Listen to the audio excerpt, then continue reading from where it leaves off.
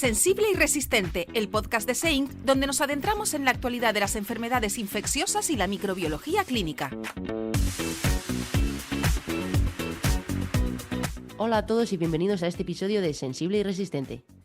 Somos Diego García y Galadriel Pellejero, y estamos emocionados de dar comienzo a la segunda temporada de este podcast, donde continuaremos explorando temas en nuestro campo a través de discusiones educativas con expertos. Este año hemos vuelto con más ganas aún y nuevas secciones. ¡Comenzamos! Pues yo creo que primero lo que tenemos que hacer es recomendar poner una alarma para que no se nos pasen las fechas, porque próximamente tenemos el Congreso SEINC, para lo cual tenemos ya las fechas límite para el envío de comunicaciones, que finaliza el 4 de febrero a las 11:59 hora peninsular.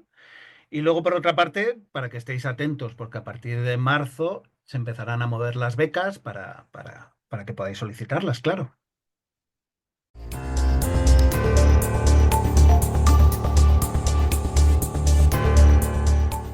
Y ahora, el parte infeccioso, como el parte meteorológico, pero adaptado a enfermedades infecciosas emergentes.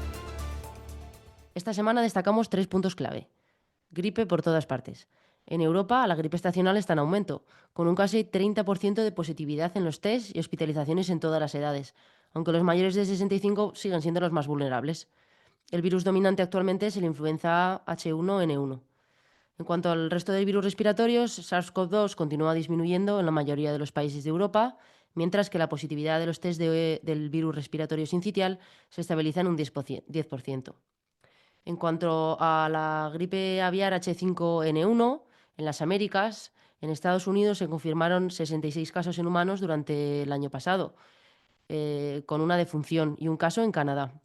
De estos, la mayoría, 40, estuvieron relacionados con ganado infectado y 23 con brotes en granjas de aves de corral. En Camboya, en lo que va de año, se ha reportado un caso fatal.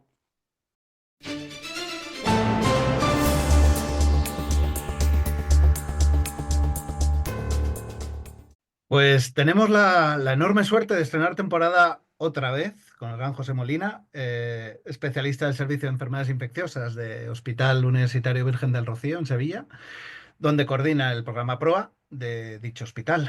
Y además de su labor investigadora, se centra en infecciones relacionadas con la asistencia sanitaria y el uso adecuado de antimicrobianos como parte del Instituto de Biomedicina de Sevilla. Claro, la primera pregunta que te queremos hacer es, yo siento una enorme envidia de estas personas, como es tu caso, que tenéis esa capacidad de producción, no solo científica, sino que luego además veo joder, un cinéfilo del carajo. ¿Y cómo lo haces? ¿Cómo gestionas ese mundo público-privado? Pues bueno, primero daros las gracias, otra vez por invitarme y encima con el estreno de la temporada, que es un gustazo estar aquí. Y bueno, yo también me lo pregunto, que no siempre, no siempre es fácil. La parte profesional quizás es bueno, yo lo tengo muy fácil porque estoy en un equipo de gente estupenda, ¿no? Esto no es mérito de una persona, sino de un grupo de gente que suma esfuerzos para avanzar, ¿no? Y bueno, tienes razón que todavía, por desgracia, creo que en España la investigación tiene mucho de voluntarismo, ¿no? Que requiere mucho trabajo fuera del horario laboral y todavía no, esta actividad que es fundamental, ¿no? Para que el Sistema Nacional de Salud avance y lo haga de forma eficiente, no está bien reconocido por la Administración, ¿no? Y creo que, bueno, todavía hoy, como dice, requiere de mucho esfuerzo, ¿no? Y ojalá se están dando pasos, pero ojalá avancemos, ¿no? Hacia una profesionalización, digamos, ¿no? de esta parte de nuestro trabajo que es nuestra responsabilidad, ¿no? Tenemos responsabilidad para los pacientes de hoy, pero la investigación es nuestro compromiso para los pacientes de mañana, ¿no? Y no podemos desatenderla, o al menos así lo veo yo. Hoy vamos a intentar dar respuesta a una pregunta que enfrentamos todos los días como clínicos con ayuda de José. ¿Es posible poner fin al antibiótico? La duración óptima de tratamiento es una de las decisiones más importantes en la práctica clínica, pero también una de las más complejas. Por eso yo creo que queremos comenzar con lo básico. ¿Por qué es crucial optimizar la duración del tratamiento antibiótico? Pues tienes toda la razón, Galadriel. Yo creo que, vamos, yo trabajo en las interconsultas y diría que me hacen muchas más preguntas para saber cuándo parar los antibióticos que para cuándo empezarlos, ¿no? Muchas veces te llama este compañero para ver si le puede quitar el tratamiento cuando el paciente ya lleva 22 días de tratamiento antibiótico. Digo, bueno, aquí estoy para ayudarte, ¿no? Pero es curioso, ¿no? Lo que más dudas genera muchas veces es cuándo se termina, no cómo lo empieza.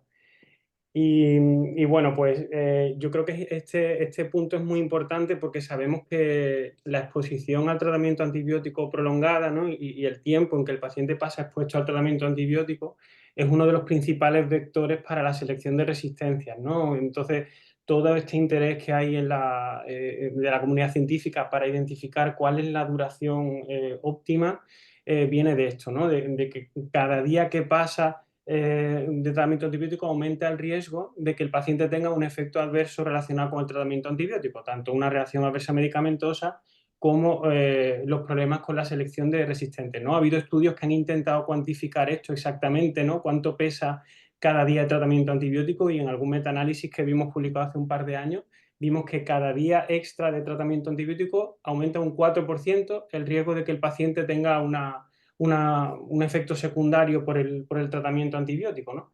Por eso es importante saber exactamente cuántos días necesitamos para tratar una infección, porque cada día de más que le damos al paciente por si acaso o para quedarnos tranquilos, le estamos aportando al paciente riesgo de tener un efecto adverso sin ningún beneficio para la curación de la infección. Y eso es la definición de mala praxis, ¿no? Hacer algo que solo aporta riesgo al paciente y ningún beneficio, ¿no? Así que es por eso que la definición de la duración óptima del tratamiento, que la mayoría se han definido en la literatura por criterios súper arbitrarios, con muy poca evidencia que lo respalde, es hoy en día uno de los caballos de batalla en este mundo proa de la investigación. Es verdad que más allá de eso que dices tú, que esos límites se han ido estableciendo de manera arbitraria de los días de tratamiento. eh, Cada vez habrá más evidencia relacionada con eso y eso hablaremos ahora mismo a continuación. Pero claro, seguro que en interconsultas que te encontrarás una serie de situaciones que sí te encajan perfectamente en todos esos estudios y en esa dicotomía que hablábamos de complicada no complicada, pero habrá otras que no, y habrá otras que sea muy, muy, muy difícil. La cuestión que te iba a preguntar es, ¿qué porcentaje te sueles encontrar que encajan dentro de eso, de esa evidencia, y qué porcentaje no?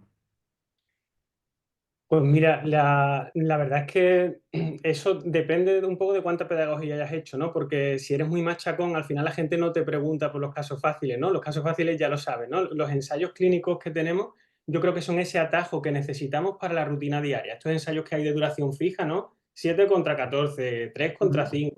Esto no da una respuesta para el paciente común y corriente del día a día, ¿no? Y eso es un atajo para no tener que decidir individualmente en cada paciente en las situaciones más comunes, ¿no? Pero por desgracia, las situaciones que no están incluidas dentro de estos ensayos no son nada infrecuentes. Por ponerte un ejemplo, en los ensayos de estos de duración de tratamiento en bacteriemias por Bacillus gram negativo, en el diagrama 1 este que aparece en el ensayo, donde se ve cuántos pacientes se excluyeron y cuántos tenían criterios de inclusión, en casi todos coinciden en que se pueden reclutar el 20% de los pacientes con bacteriemias por Bacillus gram negativo. O sea que hubo un 80% de pacientes que tenían algún criterio de exclusión, que puede ser, por ejemplo, pues que el foco no estaba complicado, que el paciente seguía con síntomas, que era un paciente inmunodeprimido, en fin, lo distinto según el ensayo, ¿no? Este porcentaje, por supuesto, puede variar de un síndrome a otro, pero os lo traigo para que veáis que, por desgracia, en la rutina, sobre todo en los hospitales, ¿no? Donde se acumulan los pacientes más graves, no con poca frecuencia vamos a enfrentarnos a situaciones que no están recogidas dentro de los ensayos, ¿no? Entonces, ¿sería esto igual un poco lo que marca la diferencia entre una infección no complicada y complicada? O sea, una sencilla y una complicada. Bueno, es una buena pregunta, Galadriel, porque realmente, que yo sepa, no hay una definición estandarizada, ¿no? De qué es una infección complicada y no complicada, ¿no? Yo creo que, usando un poco el sentido común, entiendo que una infección es complicada cuando hay algún motivo que hace que el tratamiento antibiótico pueda no funcionar bien, ¿no? Y esto fundamentalmente puede depender de tres factores, ¿no? Uno es que la infección esté en un sitio al que llegan más los antibióticos, ¿no? Cuando tienes problemas de control del foco. La otra es cuando la inmunidad del paciente no te ayuda a controlar la infección y todo el trabajo lo tienen que hacer los fármacos, ¿no? Y la inmunosupresión es otro elemento que puede hacer fallar el tratamiento, ¿no? Y que puede condicionar la duración. Y la última depende del microorganismo. Si tienes un microorganismo muy resistente donde no tienes ninguna buena opción de tratamiento, puede ser que tengas que usar una suma de muchos tratamientos regulares y que puedan condicionar también la duración del tratamiento, ¿no? Y quizás el máximo exponente de esto es la tuberculosis, ¿no? O lo que nos pasa cuando tenemos que tratar tuberculosis multiresistente, o la situación en la que estábamos hace unos años con las enterobacterias productoras de carbapenemasas, cuando no teníamos ningún beta-lactámico y teníamos que ponernos a hacer combinaciones de fármacos antiguos que funcionaban regular, ¿no? Yo creo que en esas tres patas subyace que una infección sea o no complicada, ¿no? Pero también creo que es importante que esta definición de complicada y no complicada es importante entenderla como algo dinámico, ¿no? Que una infección no nace complicada y ya se queda complicada para siempre, ¿no? Porque algunas veces tienes una infección que debuta complicada, ¿no? Pues tienes una pielonefrosis con un riñón obstruido, una situación, el paciente está séptico, pero llega al urólogo, le pone una nefrostomía,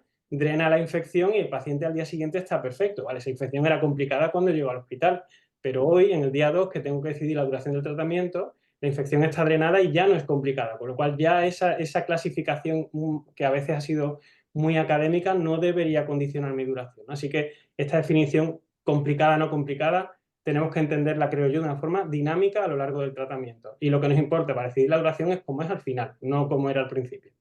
Yo creo Así que que, de todo lo que has hablado, José, me quedo con esto. No, o sea, todavía nos queda por hablar, pero este concepto dinámico es maravilloso y es lo que nos permite luego poder discutir sobre otros aspectos. Antes de continuar con esta parte complicada, sí me gustaría que hiciéramos mención a las infecciones también no complicadas y estas tablas. Entonces, aparte de toda esta evidencia que va saliendo, que yo creo que Spielberg, ¿no? En Twitter la resume estupendamente y es una de esas cosas que hay que tener siempre a mano. ¿Qué nos queda por saber? bueno, pues en el campo de las infecciones no complicadas, que ya, como has dicho, tenemos un montón de evidencia y Brad Spielberg la resume fenomenal, como dicen, ¿no? Yo creo que lo que nos queda por saber en ese campo es cómo hacer que la gente se lo crea. ¿Sabes? Ya hemos generado la evidencia, pero ahora lo que nos queda es saber cómo la implementamos para que incluso en esas infecciones no complicadas, con esos kilos y kilos de ensayos y de pacientes que hemos incluido, pues lo que queda por saber es cómo hacemos que de verdad la gente trate la neumonía comunitaria 5 días o 3 días, como salió en el último Lancet, y la bacteriemia 7 días y no de 10 a 14, como siguen respondiendo en muchas encuestas que se publican a infectólogos, ¿no? Cuando preguntan sobre las rutinas de tratamiento. Así que yo creo que lo que queda pendiente aquí son los estudios de implementación, ¿no? De cuáles son las intervenciones que funcionan para llevar a la realidad la evidencia que hemos producido. Y eso no es tan fácil porque realmente la peculiaridad que creo que tienen este tipo de estudios es que a lo mejor lo que funciona en un hospital o en un entorno, en un país, a lo mejor no funciona en otro, ¿no? Los estudios de las estrategias de intervención, esto como en los PROA, ¿no? Esto lo explica José Ra como nadie. Pero en definitiva, los estudios de implementación tienen que nacer para dar respuestas a barreras que pueden ser diferentes en cada hospital, ¿no? Entonces, a lo mejor lo que funciona en un hospital no funciona en otro y montar la procalcitonina en urgencia pues puede funcionar en un hospital, pero en otro a lo mejor no modifica la duración, ¿no? Es por eso que estos estudios de implementación tienen que nacer de una reflexión sobre cuáles son las barreras que impiden que estos ensayos de duración se hagan realidad en mi hospital, ¿no? Y a raíz de estas barreras, generar una intervención que dé respuesta a esta barrera, ¿no? Esto, a un modo de un ejemplo, esto que hablamos de la procalcitonina se han escrito ríos de tinta, ¿no? De procalcitonina, que funciona muy bien para cortar la duración del tratamiento en infección respiratoria, ¿no? Y hace pocos años se publica en New England un ensayo aleatorizado en un centro que cumplía muy bien las recomendaciones. Los médicos de urgencia no tenían miedo en aplicar literalmente cuáles eran las recomendaciones de las guías para los síndromes respiratorios comunitarios. Y la adición de la procalcitonina no modificó en nada la duración del tratamiento en ese servicio de urgencia, ¿no? Y lo pongo como ejemplo de que estos estudios de implementación es importante que los hagamos reflexionados y adaptados a la realidad de nuestro entorno. Antes has comentado dentro de las infecciones complicadas, qué es lo que las hace realmente complicadas. Me gustaría saber en qué punto estamos en cuanto a la evidencia, qué avances recientes destacarías en el manejo de las infecciones complicadas. Bueno, pues es un campo amplio, ¿no? En lo que se refiere, por ejemplo, al problema de la duración en las infecciones con el foco de foco complicado, ¿no? Aquí, por ejemplo, sí que tenemos una evidencia razonable, ¿no? Hay varios ensayos, por ejemplo, de infección intraabdominal con foco complicado que abundan en esta dirección que os hablaba de que esta definición debería ser dinámica, ¿no? Hay ensayos de infección intraabdominal complicada donde se ha hecho un buen control del foco y una vez que ya has hecho control del foco, ahí puedes aplicar estrategias de tratamiento corto, ¿no? Y al menos 2 ensayos aleatorizados de infección intraabdominal donde el cirujano o el radiólogo ya han hecho su trabajo de controlar el foco, ¿no? Y una vez que lo has hecho, se pueden acortar los tratamientos a 4 o 8 días, ¿no? En los 2 ensayos que evaluaron esta posibilidad, ¿no? Y hay otros estudios observacionales que han evaluado esta misma posibilidad en escenarios parecidos, ¿no? Pues en cirugía, en infecciones protésicas donde se quita la prótesis, incluso en Fournier, hay algún observacional en Fournier o en pie diabético, donde después de hacer un buen control del foco puedes ir otra vez a una estrategia de tratamiento corto, ¿no? Pero el problema son las infecciones donde no puedes hacer un control del foco, ¿no? En estas situaciones todavía tenemos mucho que individualizar, ¿no? Algo parecido pasa también en los pacientes inmunodeprimidos, que sistemáticamente se han excluido, es un criterio de exclusión de casi todos los ensayos de tratamiento corto, pero sí tenemos datos observacionales bastante extensos, ¿no? Que sugieren que si elegimos bien al paciente, ¿no? No todas las infecciones inmunodeprimidos son iguales, ¿no? Hay algunas infecciones que es muy raro que recurran, como por ejemplo una bacteriemia primaria en un paciente hematológico cuando responde bien al tratamiento, o las infecciones del injerto de un trasplantado renal cuando ya lleva mucho tiempo trasplantado y cuando hay una respuesta clínica precoz al tratamiento. Ese tipo de infecciones no es tan frecuente que recurran, ¿no? En este sentido, hay estudios observacionales. Hay, por ejemplo, un estudio de bacteriemias no complicadas por pseudomonas en pacientes neutropénicos hematológicos de alto riesgo, donde las estrategias de tratamiento corto no fueron inferiores al tratamiento prolongado. Hay también estudios observacionales de más de 200 pacientes con pielonefritis del injerto, donde los tratamientos cortos tampoco fueron inferiores a los tratamientos prolongados, ¿no? La evidencia aquí es mucho peor, tenemos que construir todavía ensayos aleatorizados en esta población, que se ha excluido sistemáticamente de todos ellos, pero en definitiva yo creo que todos apuntan en esta dirección, ¿no? Que el paciente sea inmunodeprimido no necesariamente implica que el tratamiento sea largo. Si es una infección que responde precozmente al tratamiento, donde no hay problema de control del foco y es una infección con bajo riesgo de recurrencia, podemos evaluar una estrategia de tratamiento más corto, ¿no? Y bueno, o sea, no siempre, insistir un poco en este concepto del dinamismo, ¿no? Donde hay más problemas es en el foco no controlado, donde no puedo hacer control del foco, el paciente gravemente inmunodeprimido con una infección persistente o refractaria, como puede ser una neumonía necrotizante, una infección perineal en un paciente neutropénico, una enterocolitis neutropénica, ¿no? Este tipo de infecciones donde es mucho más lenta la respuesta o hay mucho más riesgo de recurrencia, aquí la duración no está definida por ensayos clínicos y hay que individualizar mucho más, ¿no?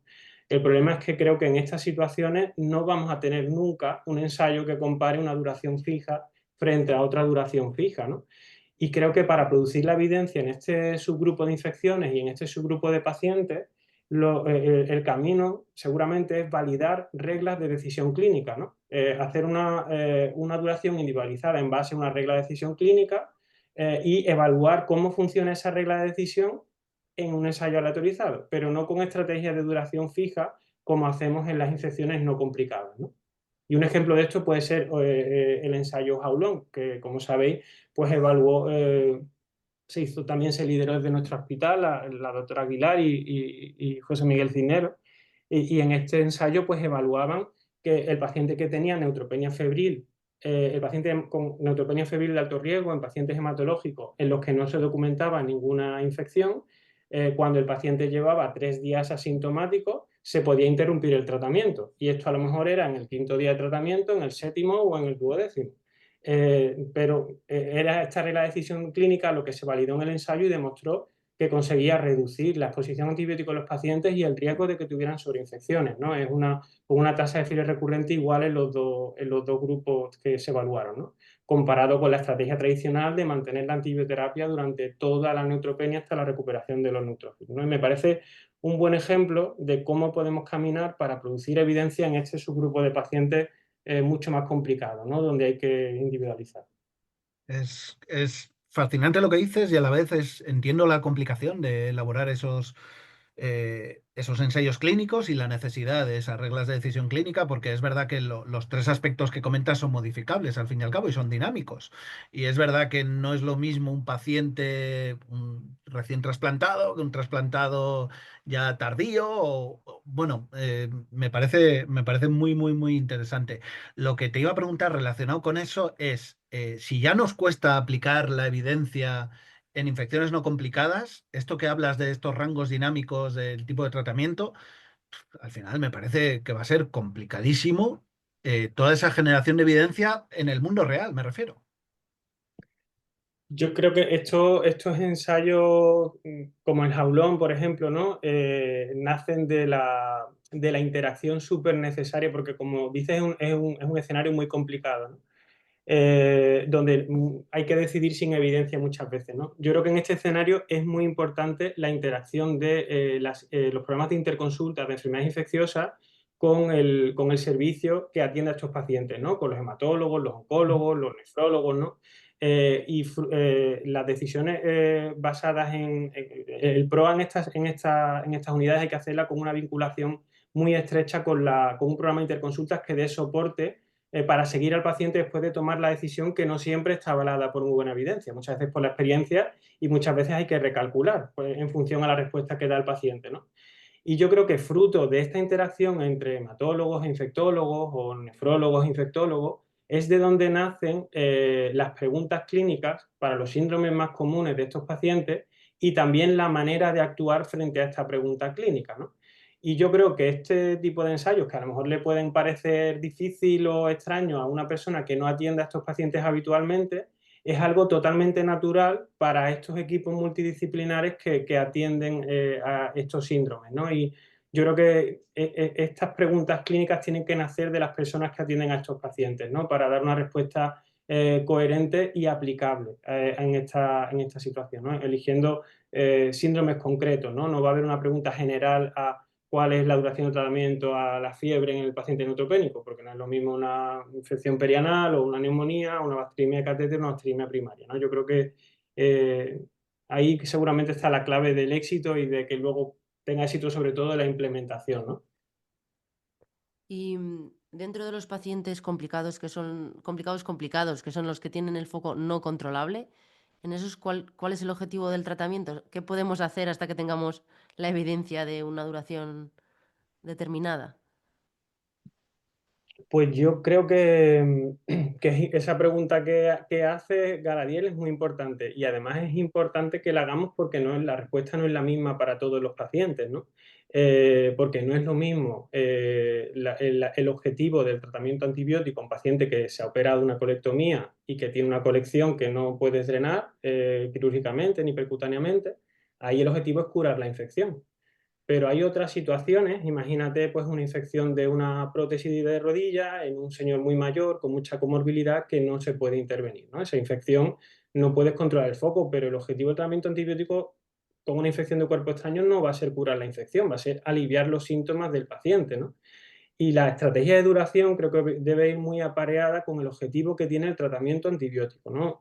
En el escenario de una infección potencialmente curable, la duración del tratamiento va a ser larga y en general, pues ahí utilizaremos las pruebas de imagen para controlar pues, cómo va el acceso, cómo va la infección para hacer una duración definitiva, ¿no? Pero es muy variable de un paciente a otro y seguramente ahí la imagen es lo que más nos ayuda, ¿no?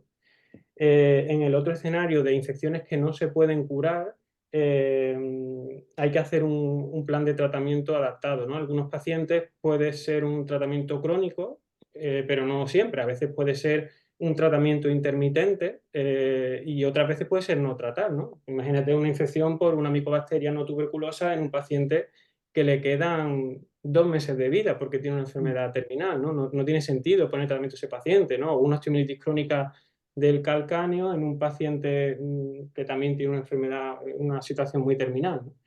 Entonces, creo que la estrategia puede cambiar en función del objetivo que tenga el tratamiento antibiótico. Y es una pregunta clínica que hay que responder paciente a paciente.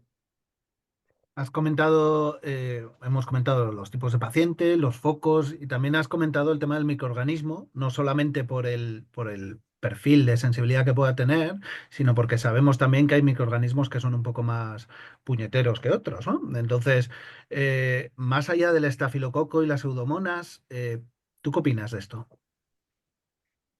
Bueno, yo creo que ahora mismo, en lo que se refiere a las bacterias, ¿no? El panorama está mejor, ¿no? Tenemos muchas más opciones de tratamiento, muchos más beta-lactámicos nuevos y hay expectativas de incorporar incluso algunos en los próximos años frente incluso a Cinetobacter, ¿no? Que era el santuario para el que no había nada, ¿no? Parece que vamos a tener opciones de tratamiento pronto, ¿no?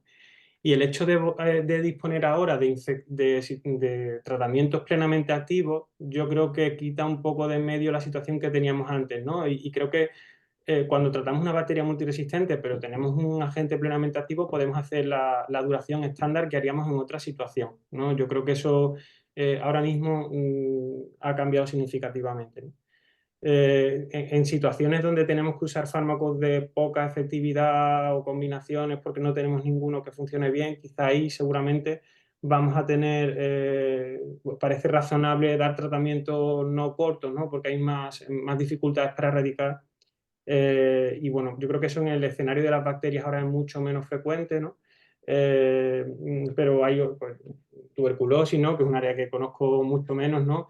Todavía sí, pues, las no tuberculosas, ¿no? Puede ser todavía una situación muy compleja, ¿no? Incluso en tuberculosis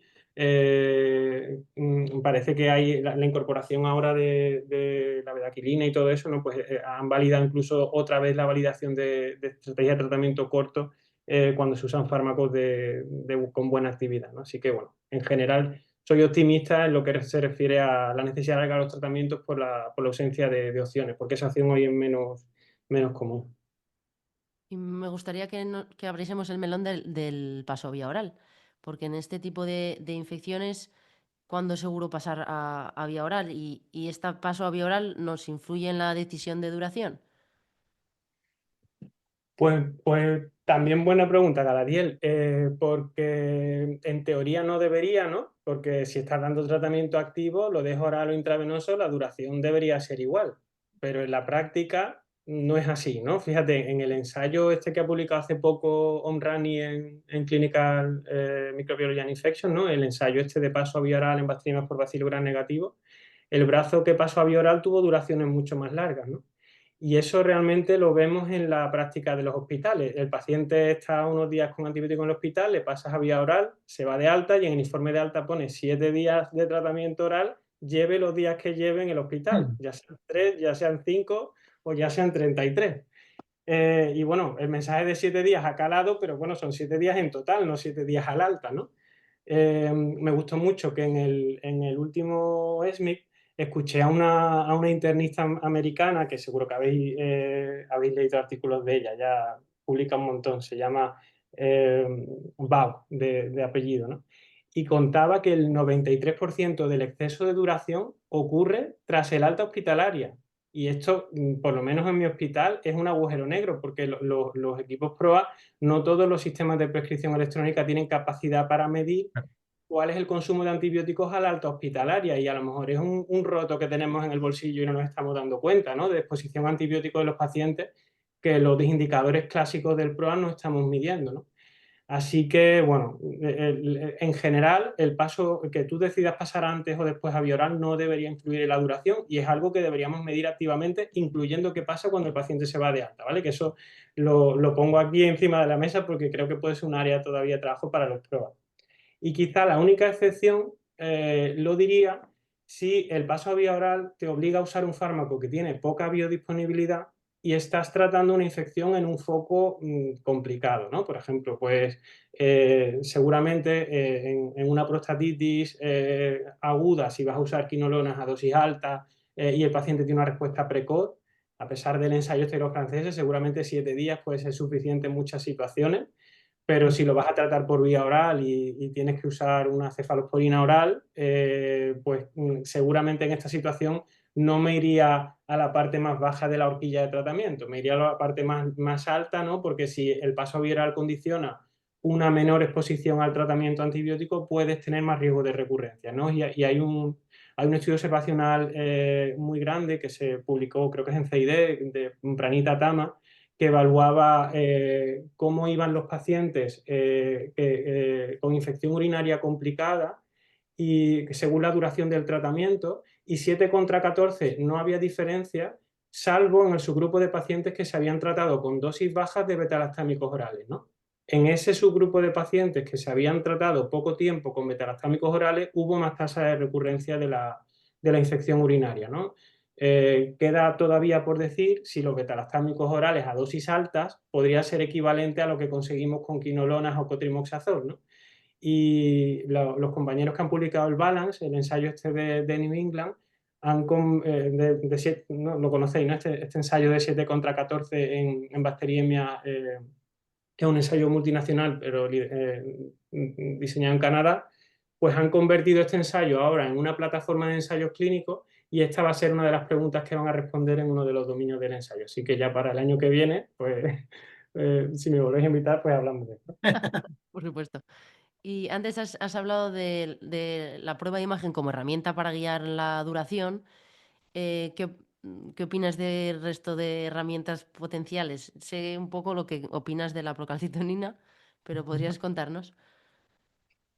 Pues mira, como dice Galadiel, tengo una opinión un poco personal sobre los biomarcadores, ¿no? Yo creo que el uso de biomarcadores para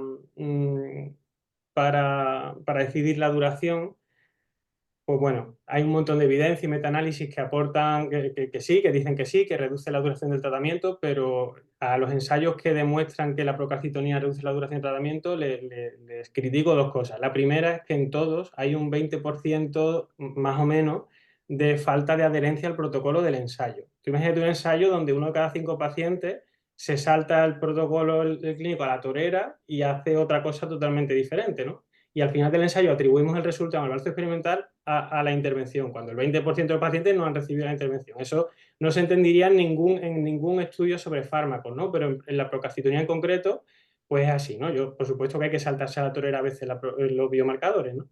Pero desde el punto de vista metodológico, ¿no? de atribuir a esa intervención el resultado que consigue, pues es cuestionable, ¿no? Y además otro problema que suelen tener estos ensayos es que en el brazo experimental se hace una duración basada en los biomarcadores, pero el brazo control está fuera de control. O sea, tú ves que las duraciones de tratamiento en los síndromes están muy por encima de lo que en el brazo control está muy por encima de lo que se recomendaría estándar para los síndromes que atienden cada ensayo, ¿no? De manera que seguramente eso ha exagerado mucho las diferencias entre los dos brazos, ¿no? Y en general creo que los biomarcadores, bueno, pues en alguna situación pueden ayudar, pero creo que si se aplicara la evidencia de los ensayos, pues no harían falta biomarcadores, ¿no? Lo puedes utilizar como una herramienta en un centro con gente que es renuente a aplicar la evidencia, ¿no? Y te puede servir como una herramienta de refuerzo, ¿no? Como para superar alguna barrera concreta que haya en algún centro, pero bueno, no creo que aporte mucho sobre la evidencia general, ¿no? Y en el otro escenario más difícil de la infección complicada, el problema es que precisamente en ese subgrupo de pacientes los biomarcadores tienen muchos falsos positivos y muchos falsos negativos. Por ejemplo, la procalcitonina se eleva poco en infecciones por no fermentadores o por enterococo, entonces pues no te va a servir siempre. En infecciones localizadas puede ser normal, aunque todavía haya infección persistente, entonces no te sirve para decidir la duración de un acceso residual o de una osteomielitis crónica o de una infección de una endoprótesis, ¿no? Puedes tener biomarcadores ya normales, pero que todavía persista infección local, ¿no? La insuficiencia renal sube la procalcitonina, las cirugías también, no sé. Precisamente en el escenario del paciente complicado es donde tiene peor rendimiento de la prueba. De manera que en formas complicadas, en infección no complicada, teóricamente funcionará bien, en infección no comunitaria y tal funcionará bien, pero ahí seguramente no la necesitamos si aplicamos los ensayos. y en infección complicada es donde tiene más falsos positivos y negativos, con lo cual tampoco, ¿no? Así que, bueno, en general soy un poco escéptico, aunque puede tener su papel en algunos casos, por supuesto, y en algún centro para superar barreras concretas. Y con la biterapia o con la terapia múltiple, ¿se puede llegar a cortar el tratamiento de algún tipo de infección? Pues mira, buena pregunta. En endocarditis, ¿no? En la endocarditis estreptocócica hay una recomendación clásica que si pones gentamicina la puedes acortar a la mitad, ¿no? O eso pone en los libros. La verdad es que no sé de qué evidencia surge eso, ¿no? Mm, no estoy seguro que tengamos buenos datos, ¿no? Los ensayos, los estudios, que yo sepa, ensayos no hay y los estudios observacionales tienen resultados en general poco concluyentes. Lo que sí sabemos es que la terapia combinada es más tóxica. Y no hay buenas demostraciones en la mayoría de situaciones que mejoren la eficacia, ¿no?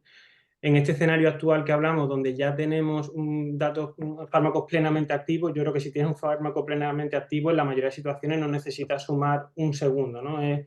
Para situaciones muy concretas donde tienes que usar muchos suplentes, ¿no? En el partido, pues tienes que sumar varios suplentes para conseguir el efecto que consigue el titular, ¿no? Pero no, creo que no debería ser una rutina y hasta donde yo sé no hay buena evidencia como Incluso, estrategia para cortar la duración. incluso creo que te escuché alguna vez sobre la terapia nebulizada, que puede ser contraproducente a la hora de luego establecer el diagnóstico etiológico correcto.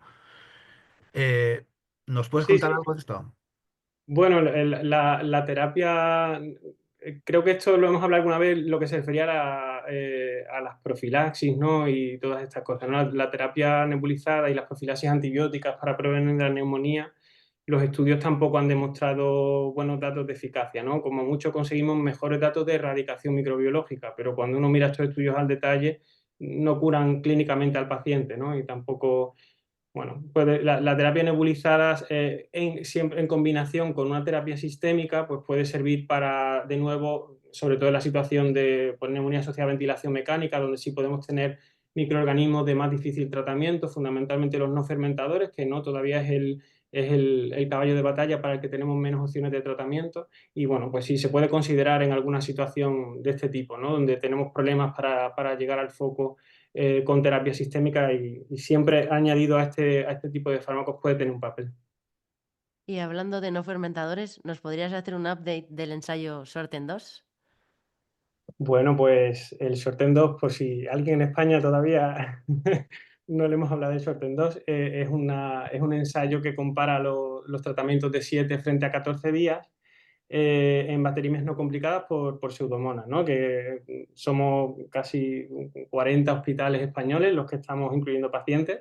Y bueno, la mejor noticia es que ya nos quedan solo 50 o menos de 50 para llegar al tamaño muestral, que estaba estimado en 306. Así que esperamos tener ya todo cerrado para mayo. Para mayo de este año era la fecha que nos habíamos para terminar el reclutamiento, ¿no? Así que en el segundo semestre del año esperamos ya poder contaros resultados, ¿no? Y por el camino, pues estamos haciendo alguna iniciativa nueva de investigación, algún spin-off del ensayo. Y hay uno que me gusta especialmente, ¿no? Que vamos a hacer un programa de entrevistas con pacientes que hemos incluido en el ensayo, en Shorten 2, y les vamos a preguntar sobre qué les parece los endpoints que elegimos para el ensayo, si les parece que realmente son importantes para ellos o no, y cómo vivieron la experiencia de la bacteriemia por Pseudomonas y si esos ensayos, esos endpoints que pusimos para el ensayo dan respuesta a lo que ellos entienden que es la curación de esa infección, ¿no? Así que es un estudio que ha sido financiado ahora en el programa intramural de CiberInfect y que, bueno, pues me hace especial ilusión. Va a ser Rocío Álvarez la IP del proyecto. Oh, pues enhorabuena, y es que es una maravilla tener gente como vosotros en la investigación en España. Y para cerrar, ¿nos podrías decir qué deberían recordar nuestros oyentes de esta conversación? Puntos clave. Vale, pues que en infección no complicada hay que buscar una muy buena excusa para alargar el tratamiento más allá de la semana, ¿vale? Los tratamientos de más allá de la semana no están justificados en el día a día. Y que incluso en pacientes que vienen por la puerta del hospital clasificados como infección complicada, que hay que abrir la mente a esta definición y si revierte el factor que hacía que la infección sea no complicada, volvemos al carril de no complicada para decidir la duración del tratamiento. y que para los casos difíciles, pues consulta con tu infectólogo de cabecera, porque habrá que individualizar la decisión y hacerlo pues de manera multidisciplinar, mientras viene la evidencia que necesitamos. Muchísimas gracias, José. Bueno, muchas Pues, gracias a vosotros, un gustazo. don José Molina, muchísimas, muchísimas gracias por esta clase resumida en 35 minutos y esperamos verte pronto y muchísima suerte. Muchas gracias a vosotros y enhorabuena por la iniciativa.